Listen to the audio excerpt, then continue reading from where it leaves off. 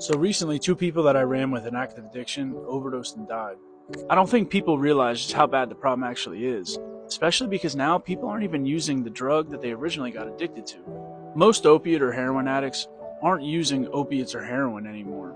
In 2019, 2020-ish, fentanyl became so cheap and it flooded everything.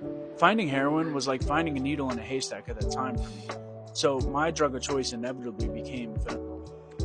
My fentanyl addiction was like night and day compared to my heroin addiction.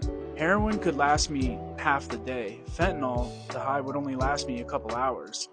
Now, fentanyl is taking a back seat to something that's even more dangerous, Xylazine. Before I got clean, Xylazine was taken over everywhere, mainly on the East Coast or the Philly area. The problem was that it's so cheap that it made all the drug dealers pivot. Just like they did when they pivoted from heroin to fentanyl, now they're pivoting from fentanyl to xylazine. Truthfully though, the high just wasn't enjoyable to me. Xylazine isn't even an opiate. It's a non-opioid sedative or tranquilizer, which gives it the nickname Trank. Xylazine is immune to Narcan, which makes reversing an overdose a lot harder since Narcan only works on opiates. It can also cause infections that a lot of times lead to amputated limbs. Take a trip through Kensington once, and you'll see a bunch of people air chairing or bent in half or just sitting on the side of the street with like one arm or one leg. The more you remove yourself from the drug, it makes it seem like the epidemic just isn't as bad. But I'm here to tell you it is.